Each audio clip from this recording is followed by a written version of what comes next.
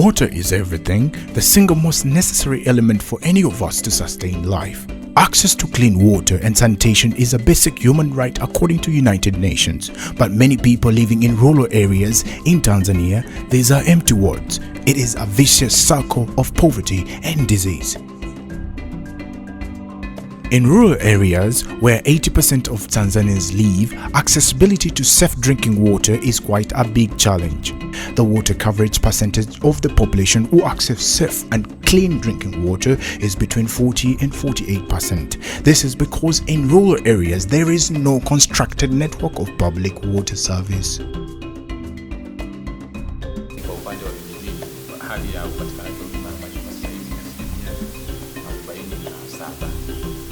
Wananchi hawatapata mbali mrefu kupata maji, kama ambavyo imeelezwa kwenye sera ya maji kwamba wananchi wanatakiwa apate maji ndani ya kipindi cha mita 100 anapata maji, na akienda kuchota maji asitumie zaidi ya nusu saa kwenda kuchota maji.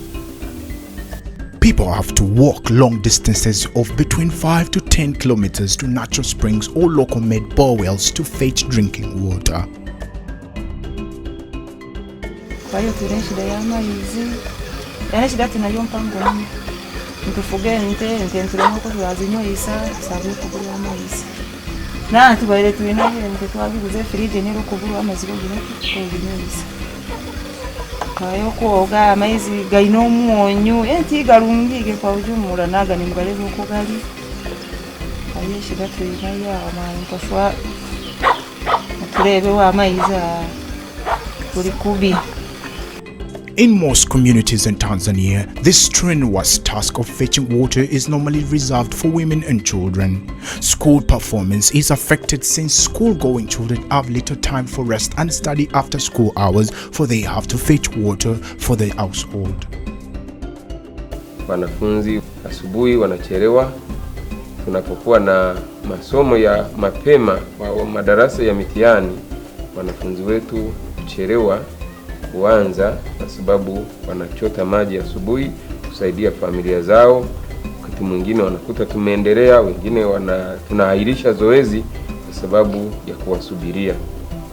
Tunapokuwa na mazoezi ya mchana baada ya masaa ya masomo kwa madarasa ya mitihani, wanafunzi huonyesha hitaji la kutaka kutoka mapema kwa ajili ya kwenda kuwahi kule nyumbani kuchota maji. More often than not, they have to wake up early, fetch water, and then proceed to school. The detrimental effect of this, among other things, is the significant contribution to increased poverty to most people living in rural areas, because much time which could be used in economical activities is spent in fetching water for domestic consumption. However, for most of the rural dwellers, they have only one alternative: marching for long distances to fetch water from a few permanent water sources available: rivers, ponds, dams, where most of the times tracks leading to these sources is situated in not too friendly terrain, steep valleys. Thus, women and children are exposed to unpredictable hazards on the way. Kwa kweli kwa tuna shida ya maji. Yani nitupate shida mno omwigarafu guliara kankuruga shule nimbulwa no mda yani go kweshomera nimazani ngia mwiga no mwiga kufata no okuguliara niche yani tinkupata mda gwa kuja kweshomera yani. During dry seasons, almost 40% of water sources, springs and wells dry up. Currently, the situation is much exacerbated by the climate change, which has contributed to the drought period being longer than normal. As such, water sources are getting scarce while the population is growing fast. Many rural households have water containers with capacity ranging from 60 to 100 liters for water mainly used for cooking, cleaning dishes, washing some clothes, and simple body cleanliness. A few households that are relatively well-to-do construct rainwater harvesting tanks. We started this project of constructing water tanks after observing the problems being faced by our communities living in dry zones where there is a persistent shortage of water. So Kolping, Tanzania decided to intervene by identifying the most needed project beneficiaries, special orphans aided households, widow-aided households, and such families who cannot afford to construct such water tanks on their own.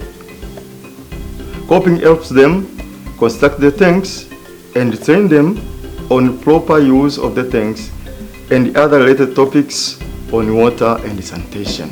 The Kolping Society of Tanzania, KST, under the generous support from International Kolping Society, IKS, and other partners, has been assisting vulnerable households in some low rainfall rural areas of Tanzania to construct rainwater harvesting tanks with capacity of 10,000 liters. These tanks have significantly helped beneficiaries to curb water shortage problem. Nimbasima mno abakoropingi abatuletira ikisimeti bakakituletera atutatungura atusumbukana futa ati afadhali mkakora nimbasima mno. To increase domestic income. Zamani tulikuwa tunafata maji mbali, tunaondoka usiku kufata maji kurudi saa 1. Sasa hivi tumepata matanki, tumepata muda mzuri hata wa kutunza mashamba yetu. Maji tunayapata kwa urahisi, familia zetu zinapata maji kwa urahisi. Sasa hivi tunaendelea na kutunza mipunga yetu, inaendelea vizuri. Sasa hivi ndio mnaiona imestawi kwa urahisi. And reduce frequencies of waterborne diseases such as typhoid fever, dysentery, bilharzias, diarrhea, and worm diseases. Besides, women have more time for other economic activities.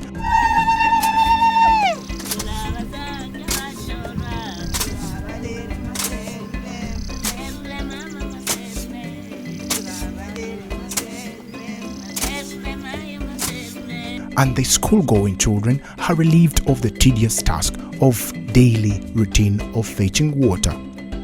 With deep gratitude, Kolping Tanzania thanks the development partners who have been supporting its programs aimed at alleviating the plights faced by many rural communities faced with water problems. Indeed, your support is bearing fruits.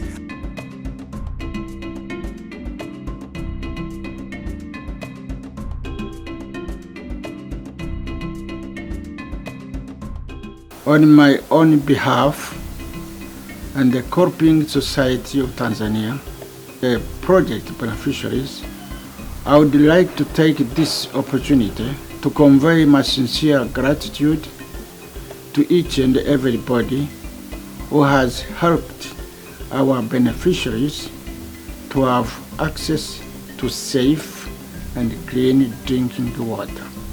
Believe me, they have been deeply touched by your remarkable generosity. To them, having safe, clean water on their door is a miracle.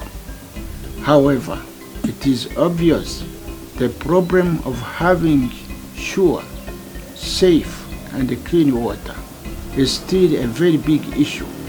Any more support towards this project is highly appreciated.